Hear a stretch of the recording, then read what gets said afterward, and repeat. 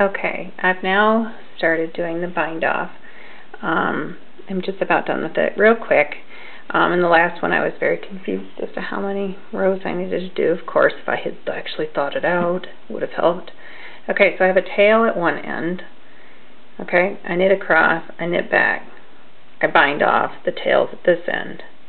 If I want to do more than two, it would be 1, 2, 3, 4, then bind off so that the tail's at this end. So you can either do 2 rows or 4 rows. So maybe I misread what's printed on the website, or it was printed incorrectly. Anyway, so you can see here's my nice bind off edge, and I'm just doing a regular old classic bind off, whatever it's called.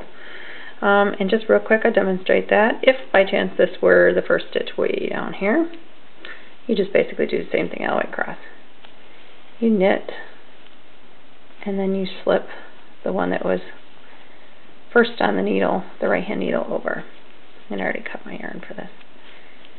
You knit, in case you see it flopping around. And you knit.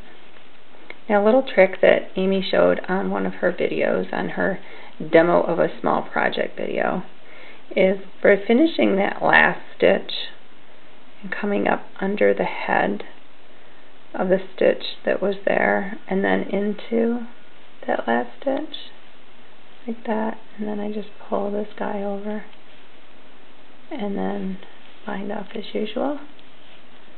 It helps to tack this very end one down. And then to finish off your loop, you just draw your yarn through. You guys are probably laughing how many times the DPN's at the floor. And then, oh, ow, the light's on. And then pull your yarn through, which is going to secure it. Plus I need the extra yarn at the end anyway, because it has to be sewn in. But see how much shorter that little guy is? I don't know if you've done it before. Okay, anyway. The next thing we're going to do is work actually instruction number 2, which says the glove insert. And what I need to do is cast on 27 stitches onto additional needles, leaving a longish tail for sewing later. So I'm going to make my glove insert in brown. And I know I've already demonstrated a long tail cast on, and so I'm going to just do it really fast as far as demo. Okay, so normally I would probably need the yarn from my fingertips to say my bicep for 27 stitches. But since it's supposed to be a longish tail, and I don't know what longish means, I'll give it like maybe another 18 inches. I have no idea. I saw it on the little picture on the pictorial and it looked pretty darn long. Okay, the end of the yarn, where is it? There it is. That end right there, that's going to come off your thumb. Okay, and then this is leading towards the skein.